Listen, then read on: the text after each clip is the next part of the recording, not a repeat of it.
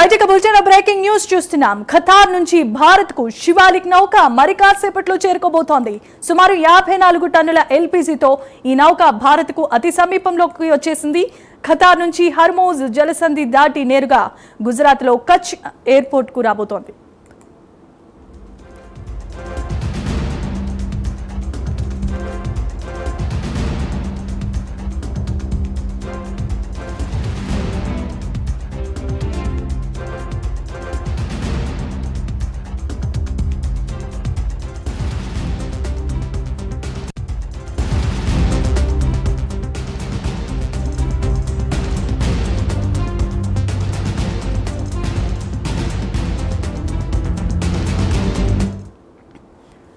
Right ఇక breaking news చూస్తున్నాం. Qatar నుంచి భారత్ కు శివాలిక్ నౌక మరి కాసేపట్లో చేరుకోబోతోంది. 54 టన్నుల ఎల్పీజీతో ఈ నౌక భారత్ కు అతి సమీపంలోనికి వచ్చేసింది.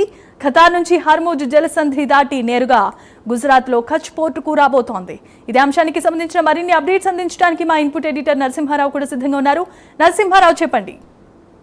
కీలక పరిణామంగా మనం దీన్ని చెప్పుకోవచ్చు. ముఖ్యంగా ఈ ఇరాన్ కి సంబంధించిన జలసంధి నుంచి ఇప్పటి వరకు ఇలాంటి నౌకల రాకపోకలకు సంబంధించి అనుమతి లేదు. అక్కడ ప్రభుత్వము, అక్కడ పాలకులు దీనికి సంబంధించి పూర్తిగా నిషేధించారు. అక్కడ దాడులు చేస్తున్న పరిస్థితి కూడా కనిపించింది. కానీ భారత్ కి సంబంధించిన దౌత్యపరమైన సంబంధాలు కానీ, అదేవిధంగా భారత్ విషయంలో ఇరాన్ అనుసరిస్తున్న విధానానికి ఒక పాజిటివ్ కోణంగా దీన్ని చూడాల్సి ఉంటుంది. ఇప్పటికే జలసంధికి సంబంధించి అక్కడి నుంచి దాటిన నౌకలు ప్రస్తుతం 2 నౌకలు ఉన్నాయి. వాటిలో ఒకటి మరి కాసేపట్లో గుజరాత్ లోని కచ్ పోర్ట్ కి చేరుకోనుంది. మరి కాసేపట్లో ఇదొక మొత్తానికి యుద్ధం సమయంలో భారత్ కి సంబంధించి ఎల్పీజీ గానీ ఇతర రకమైన సమస్యలు వస్తున్న నేపథ్యంలో ఈ నౌక రావడం వల్ల కొంత ప్రస్తుతం ఉన్న ఒత్తిడి ఏదైతుందో దానికి కొంచెం తగ్గే అవకాశం ఉన్నట్టుగానే మనం భావించాల్సి ఉంటుంది. ప్రభుత్వం కూడా దీనికి సంబంధించినంత వరకు చాలా రకాలుగా ప్రయత్నించింది. ఎందుకంటే చాలా రోజుల నుంచి ఇరాన్ జలసంధికి సంబంధించినంత వరకు అక్కడి నుంచి అనుమతులు లేకపోవడం, ఎవరిని అనుమతించకపోవడం కూడా కొంత సమస్య ఉన్న నేపథ్యంలోనే వాటన్నిటిని కూడా దౌత్యపరంగా అన్ని విషయాలు మాట్లాడిన తర్వాతనే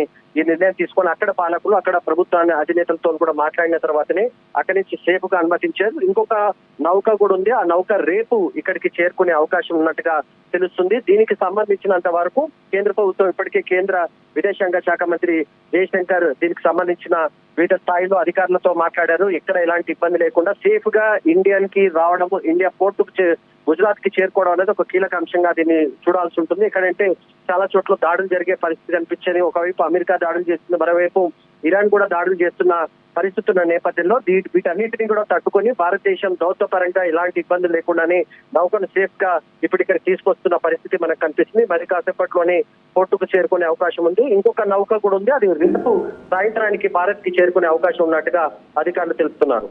That's right. Thanks for the updates, Narasimha Rao.